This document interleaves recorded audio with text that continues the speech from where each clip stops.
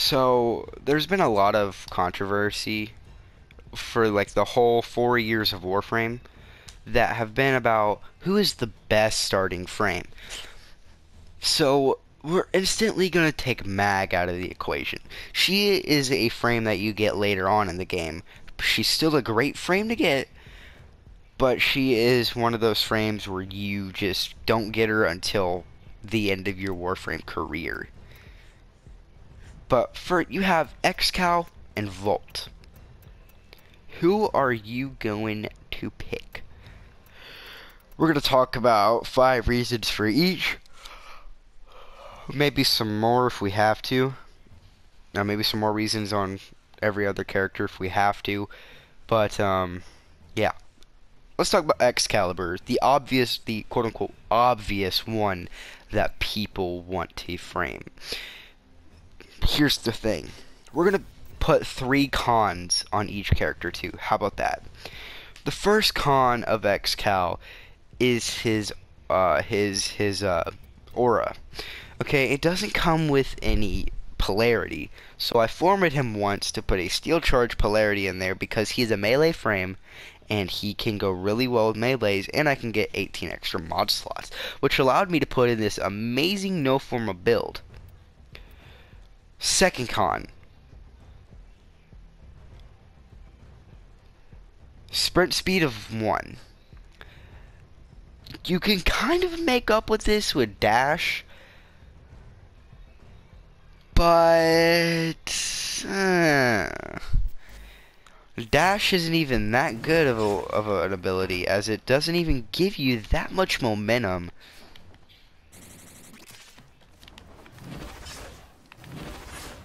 And you can only do one efficient dash before having to sink down to the ground.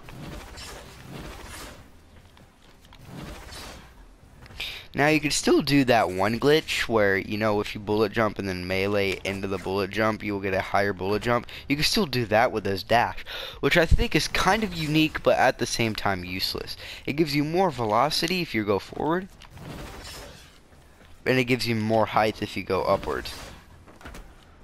But the thing about this ability is you have to time it perfectly in order to get that bullet jump in there. And this is the only thing giving him decent mobility.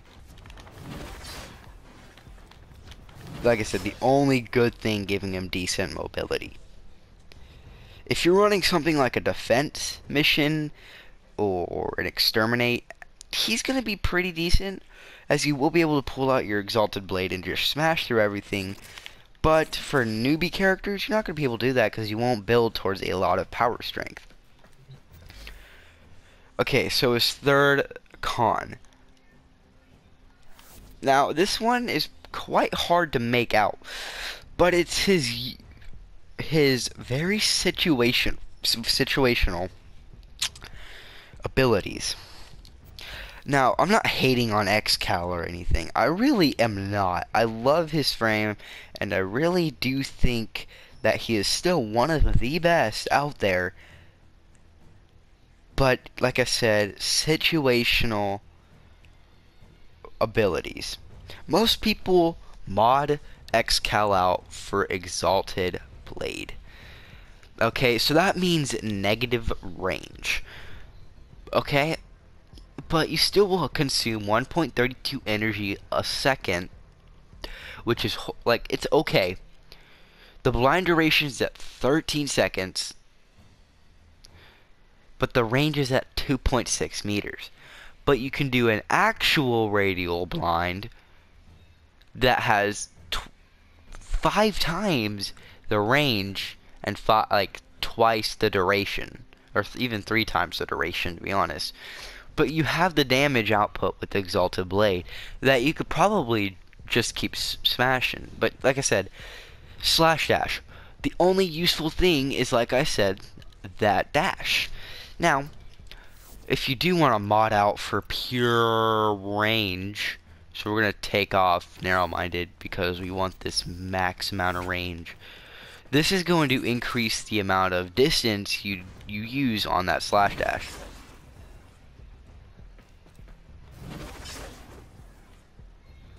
Pretty insane, right?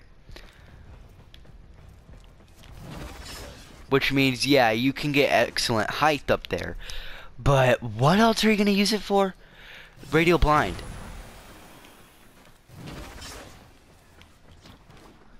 But what? But what are you talking about, Hunter? Why do you say that but?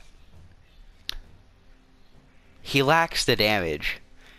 Okay, if you want to play a supportive kind of team frame, then do this build right here. But like I said, situational. You can't do damage, but if you go at damage, you don't have range. So, what? What?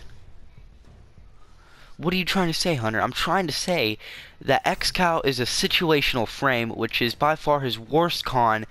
It's not his mobility, because like I said, you can make up for it for that fucking insane ranged slash dash.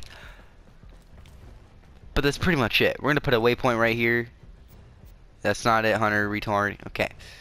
We're going to dash straight towards here. About 41 meters because I was in the air. So it's really not 30 meters. It's 30 meters of the dash, and then you have a 10-meter drag on. And you can basically fly with this ability if you have enough efficiency. But like I said, very situational. But you can get that speed out there. That maximum speed of XCal. And you can go at insane speed with him and do insane speedrunning missions.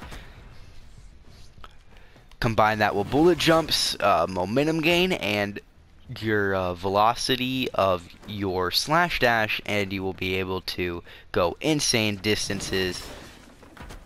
And yeah, you will hit a block like I did there.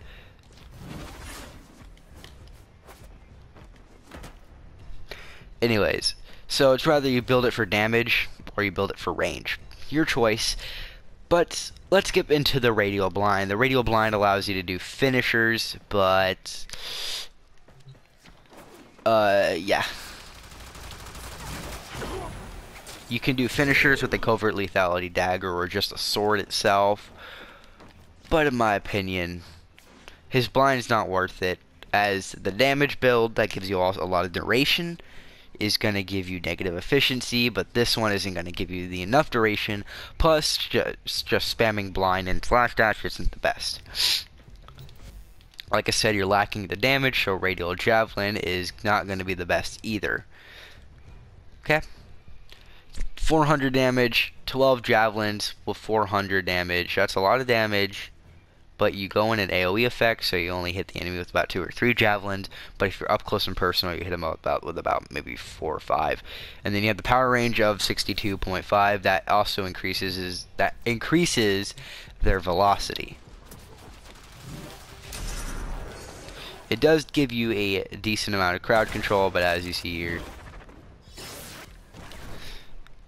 not that good.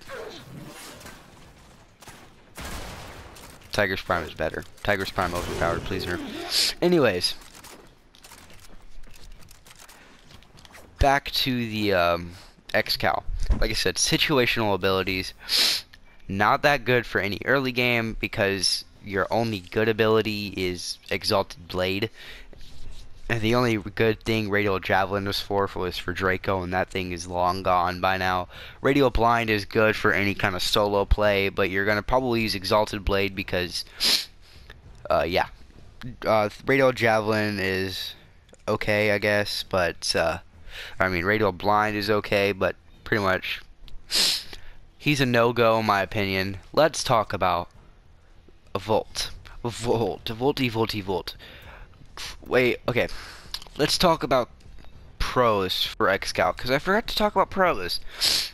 Insane amount of damage output, insane amount of armor, okay, because he has 225, which is great for a starting frame, right? You have also the slash dash mobility tool that you can use. You also have his passive, which is fantastic for any sword, but most of the time you want to use any kind of stylish weapon, you know. Excalibur deals increased damage and attacks faster when wielding swords. Not some pew pew dagger, okay?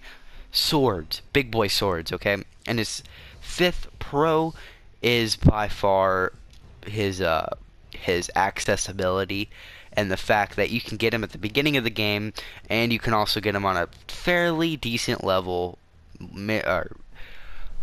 or a fairly decent level assassination, and it allows you and he doesn't take a lot of resources to build. That's basically 5 pros for Excal. Let's talk about Volt. Volt, first con we're going to list out there is he does have a prime that holds some of the highest energy pool in the game. I think at 850. You also have his insane amount of utility kit, and he also looks pretty good. If you gotta admit me, it looks pretty good. But if we take a look at the regular Volt, take a look at the regular Volt. So he has Volt Prime has the same shield and health, but his power gets increased by a whopping 100 power and an 85% or an 85 increase.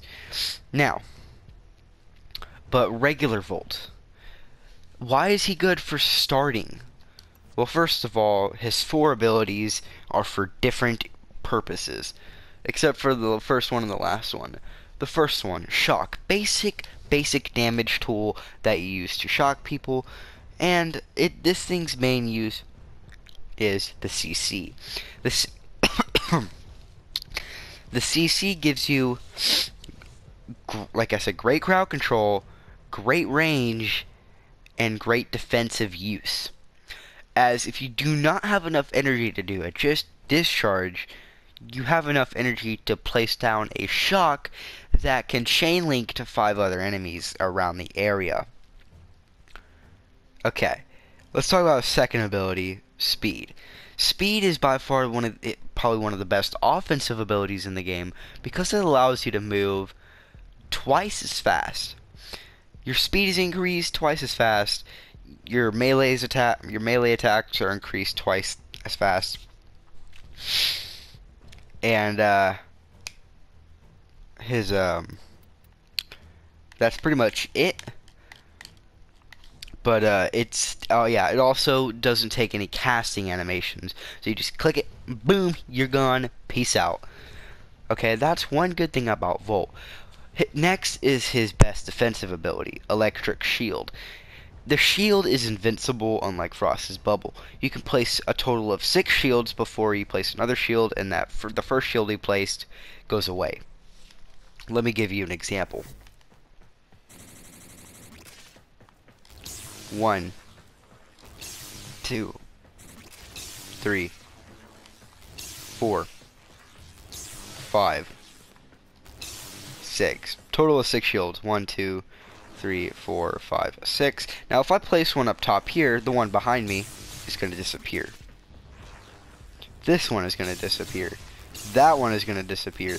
That one is going to... That one, that one, that one. As you see, they all disappear.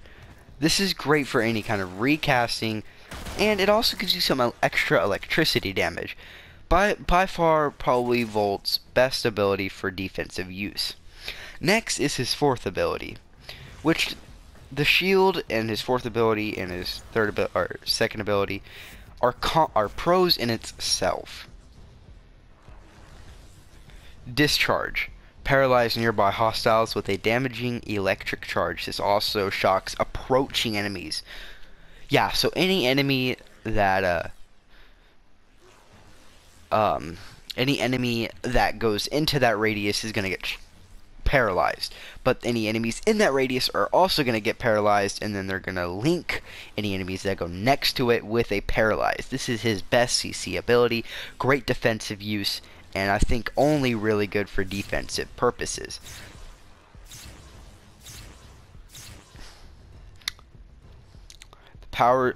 The effect duration for me is half a minute, but the power duration before you can actually recast it again is 4 seconds. Okay, let's list off his his 4 other pros. Is his speed. The mobility allows you to speedrun any type of mission. Next is his defensive use of abilities, which allows you to run Volt in a mobile defense or in a regular defense itself and do very, very well. And like I said, and his shield is invincible, so it allows you to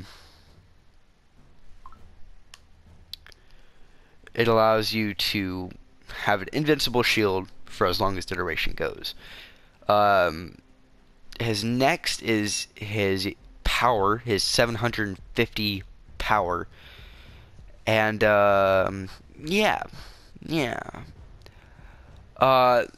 that's if anything, the next is the amount of polarities he gets as a starting frame. He gets a decent amount of polarities. A starting frame in his prime gets another polarity of a V, which is even better because, you know, who doesn't want that, you know. But yeah, Volt Prime. His 3 cons. Slow base sprint speed. Very, very squishy. And he can only have really one good specific build. You can't build for everything. Okay, and in this case I'm building for speed and electric shield, but I can still use discharge and get a great amount of crowd control from it. His lack of tankiness is what makes him such a mix of a frame of offensive and defensive, because he can put behind electric shield, but he can also make it a personal electric shield, which is what makes up for that very, very low amount of armor.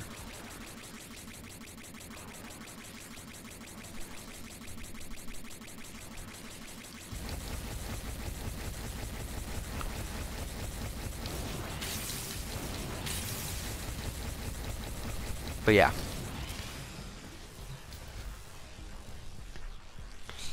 So, what do I recommend? In my opinion, take Volt as your starting frame. Get Excalibur as your 4th or 5th frame in the game, as he will benefit you from going anywhere in a decently late game. Or decently late game. Well, Volt is a great starting frame to hold your own out and do a lot of damage, do a lot of defensive work, and get yourself that win you needed. And yeah, you're gonna have a good time using Volt, and you're also gonna have a good time using Excal. Once again, this game does come down to your personal opinion, and in my opinion, I say pick Volt. He's a great frame for any basic uses, and he looks like a ninja. The game is made for space ninjas, and Volt is the closest ninja you're gonna get at the beginning of the game. And then you can get Ash. Ash is the ninja of all ninjas. I mean, just look at that. You know what? No. Look at that right there. That's a ninja. That's a ninja. Anyways, hopefully you guys enjoyed the video. Please leave a like, possibly subscribe. It would make my day. Peace out.